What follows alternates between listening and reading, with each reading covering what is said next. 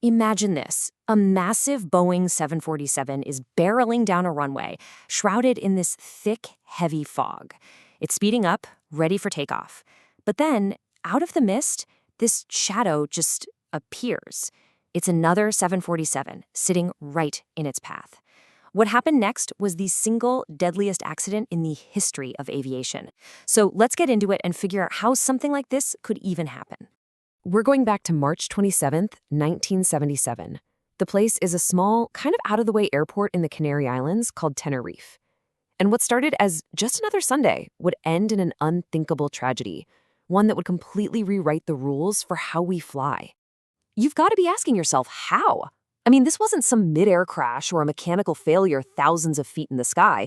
This happened on the ground. So what series of events could possibly lead two of the biggest, most sophisticated planes in the world into a head-on collision on the same runway?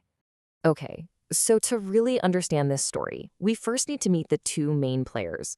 We're talking about two fully loaded jumbo jets, both just caught up in a situation that was very quickly spiraling out of control.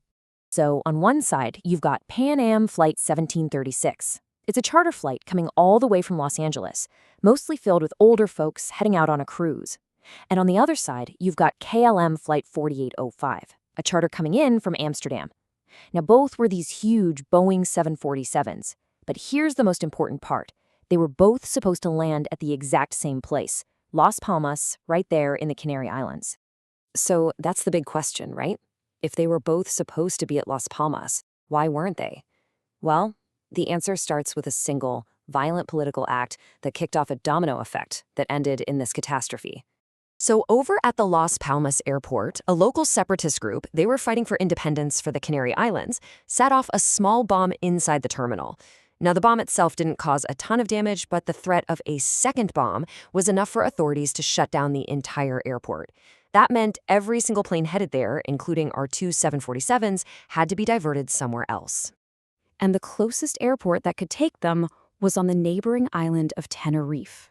But as all these massive jets started pouring in, this tiny, totally unprepared airfield quickly turned into, well, a pressure cooker of organized chaos. You see, Tenerife's airport was a recipe for disaster in this kind of situation. It just wasn't built for this. It had one runway and one main taxiway. That's it. On top of that, because it's so high up and right next to the ocean, it was infamous for this thick, dense fog that could just roll in out of nowhere and cut visibility down to practically nothing. So let's connect the dots here, right? A bomb threat forces all these planes to divert. That diversion leads to this dangerous overcrowding at a small airport. Then, while they're all waiting, the KLM captain gets worried about his crew's duty time limits, so he decides to refuel right there to save time later. But that decision completely blocks the only taxiway. This forces every plane trying to leave, including the Pan Am jet, to taxi down the active runway itself. And then, just to make things absolutely perfect, a thick wall of fog rolls in and nobody can see a thing. With the whole airport now basically a ticking time bomb, the situation was about to hit its breaking point. And the final failure wasn't a piece of metal or an engine. It was something much more human: communication. And this is really the core of the whole problem. Tenerife didn't have any ground radar. So in that thick fog, the air traffic controllers in the tower couldn't see the planes. The pilots in the Pan Am jet couldn't see the KLM jet, and the KLM crew couldn't see the Pan Am jet. The only thing connecting all of them was one single shared radio frequency. They were all completely blind. The KLM captain, genuinely believing he was cleared, pushed the throttles all the way forward. He radios to the tower, "We are at takeoff." But just listen to how that's phrased, "We are at takeoff." Is he saying we are in the process of taking off, or is he asking for permission? That little bit of ambiguity was the first fatal mistake in these final seconds. The controller in the tower heard that and realized the KLM plane was moving. He immediately shot back with this crystal clear instruction: "Stand by for takeoff, I will call you." I mean, it doesn't get much clearer than that, right? He was saying, wait, stop, do not go. At the exact same instant, the Pan Am crew heard the KLM captain on the radio and realized what was happening. They grabbed their microphone and yelled this frantic message. They knew that a 747 was accelerating directly towards them.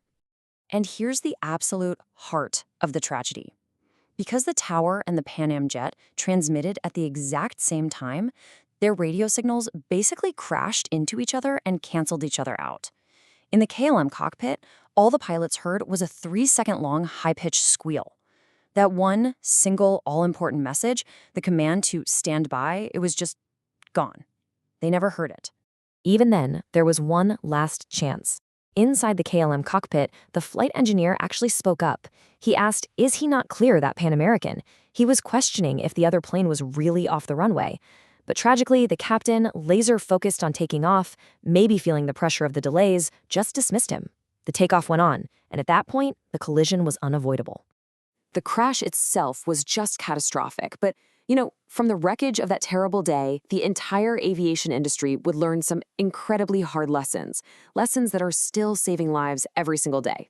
A total of 583 people lost their lives. Everyone on the KLM flight, all 248 of them, and 335 people on the Pan Am flight. It is still, to this day, the highest death toll from any single accident in aviation history. Really, the legacy of Tenerifing is written in every modern pilot's handbook. Radio communication was completely standardized. The word takeoff is now almost sacred. It's only ever used for the final absolute clearance to go.